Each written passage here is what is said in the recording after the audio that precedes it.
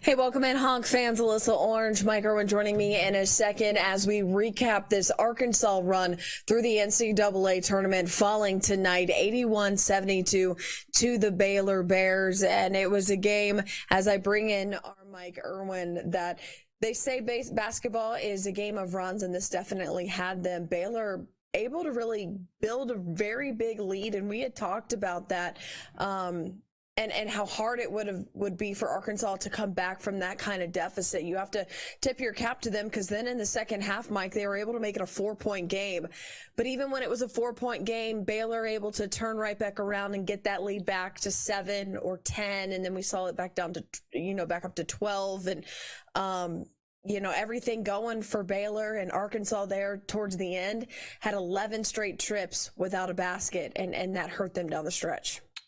Well, I think if anybody's watched Baylor in this tournament, you'd have to know they're very good, but they played their best game of the tournament by far. Mm-hmm. They were just unconscious in stretches of that game shooting the basketball. Now, I knew they couldn't keep it up. And I give Arkansas a lot of credit. When you get down, 18 points, I think, at one point, got it down to 8 at halftime, and then later got it down to 4.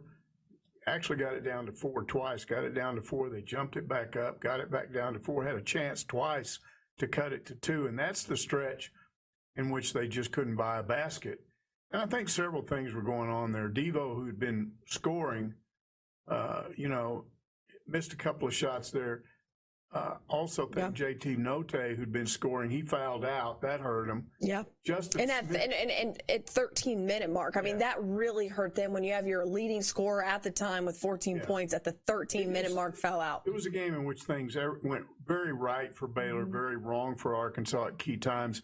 Justin Smith got into foul trouble, and I thought, honestly, there were a couple of fouls that weren't fouls that got him into foul trouble. So he had to back off a little bit defensively. But you look at this team, and you look at Devo Davis just kept fighting and fighting and fighting, even when they had no chance at the end. He was coming back down and making these crazy runs at the basket and getting it to go in. He's going to be an unbelievable player next year. He had the TV people just dropping their jaws. Mm-hmm. You know, the one regret, I'm sure, when we look back on this, especially this game, but the whole tournament, is just what happened to Moses Moody. Yeah. You know, he's Arkansas's leading scorer, and he just didn't play like that in this tournament. And this was his worst game. Mm-hmm.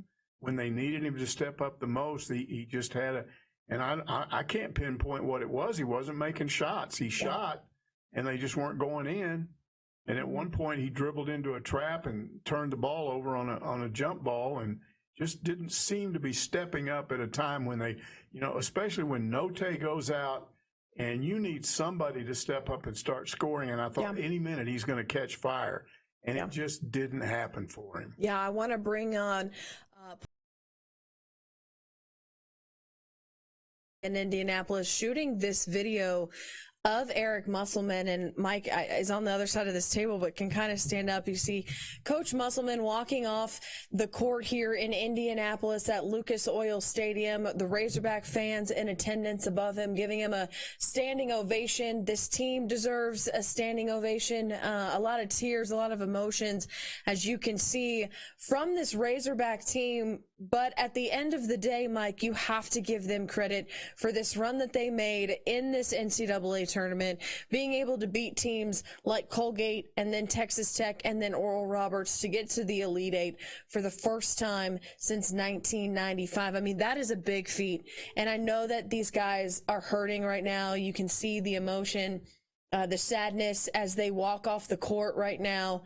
And again, this is on our Twitter video page. If you want to watch this on Twitter, you can see this, and it'll restart here in a second for you as it ends. But I mean, these guys deserve every bit of the standing ovation that they're getting right now on this screen. It's incredible to watch. And I'm going to click out of this, and again, that's the scene inside Lucas Oil Stadium tonight.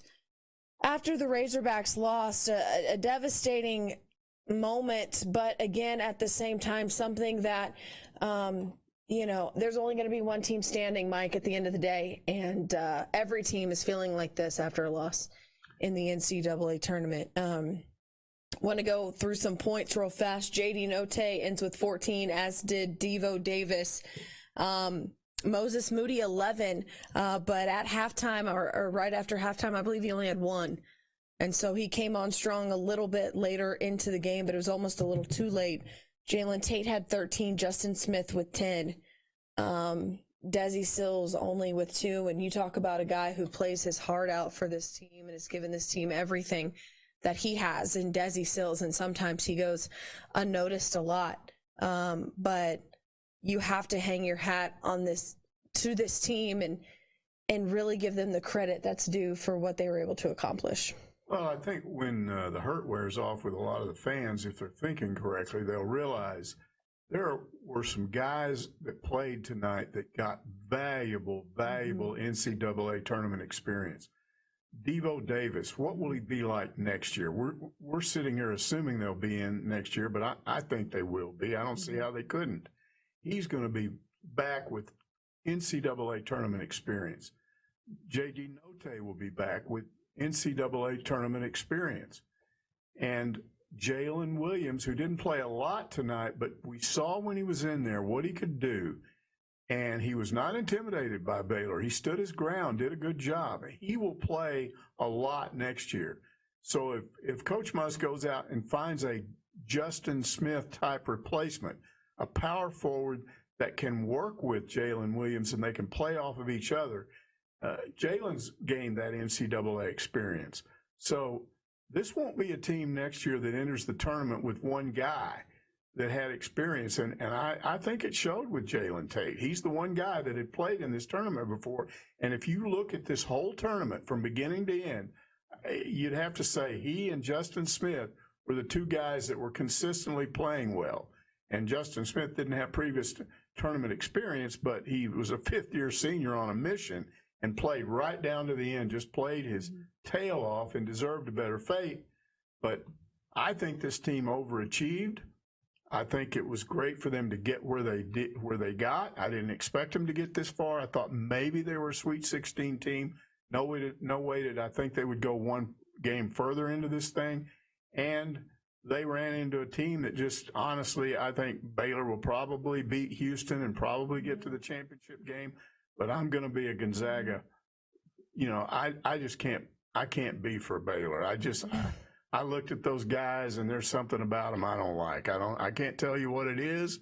I just don't like that team, but they're very talented. I can jump on the Gonzaga bandwagon with you now. Both of my teams are out of it, so I can get on that. I'm not going to root for Michigan, obviously, and I'm not going to root for Houston. It's kind of weird. So I like Gonzaga as well. You know, we talk about guys maybe as we look ahead now. And guys who are coming back. I mean, Moses Moody is said to be a one and done. We'll see if he leaves at the end of the year and what his decision is. But then you get a guy like Devo Davis back. And how valuable, you talked about Jalen Williams, how valuable will Devo Davis be for this team coming back his sophomore year? It's everything to get a guy back like that has that kind of intensity. Moncrief-like, loves to wear that uniform, an Arkansas kid who wants to win for the Razorbacks. Same thing with Jalen Williams. You know, these types of things. And don't forget K.K. Robinson, who had to sit out with an injury. Yeah. There were a lot of people that thought he was right there with Moses Moody in terms of ability. So you add him to this team next year. And then, like I say, I'm pretty sure Coach Musselman's going to go out, probably add a couple of grad transfers to replace the 2 grad transfers that are leaving. And then, who knows? Yeah. Then you also know that Eric Musselman loves to bring in transfers. And so we'll see how this mix, again, of the class coming in, Devo Davis, Jalen Williams coming back, K.K. Robinson, as you mentioned, coming back, Moses Moody. We will see what decision he makes in his near future. Going back to what was accomplished, and you talked about how you felt about this team, but as Razorback fans, I'm sure are upset and they're sad. You want to see your team go all the way to a championship game and win a title. You've only seen it once in Arkansas history in 1994. But this is a special run, and hopefully tomorrow they wake up realizing, okay, you know what? I'm sad they're not playing anymore, but man, that was really fun to watch them play. Yeah, and the other thing I would add is these are fun players to watch. You can tell they're good guys. You can watch Devo and you just know he's the kind of guy you'd want to be around. If you were still in college, he'd be one of your buddies. You know, you'd like this guy.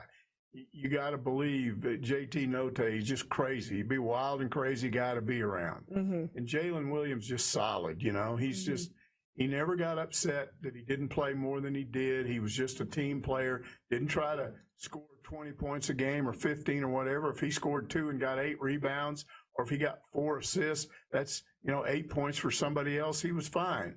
And you look at all these guys and you say, they're coming back, they're good guys. I've often watched teams like Baylor, other teams that you look at them and you realize they're talented, but you say to yourself, if I was a fan of that school, I wouldn't like these guys. I might like the fact that they're winning. I just wouldn't like them. And that's not true of this Razorback team. And there's been some teams in the past that I didn't care much for some of the guys on the team. But these guys just reached out and you embraced these. I know the fan base embraced these guys. I really think, too, that you also had a team with Arkansas, especially in the run in Indy, that Indianapolis embraced. I mean, you look at that grid that's on the side of the Marriott there, of the giant tournament bracket, and each round it dwindles down a little bit more. You're one of the 8 teams left standing in that tournament, and Razorback fans embraced the city embraced Razorback fans. I honestly kind of think it's cool that they did it in one location, Mike, this year, and didn't have it spread out across the country. And not trying to look down to the future, but I think I could get behind a setup like that in the future. Well, I don't think it's going to happen. I think they'll go back to the old way of doing things. But we were lucky in this respect in that Indianapolis is about, from various places in Arkansas, it's 6-8 hour drive, and people could make that pretty easily. And I think they went up there and just stayed or something. I don't know. Yeah. But Arkansas was well represented up there. You could, the various reports that we got back were that they were everywhere in between games and letting themselves be known. And it was just a fun year. Yeah.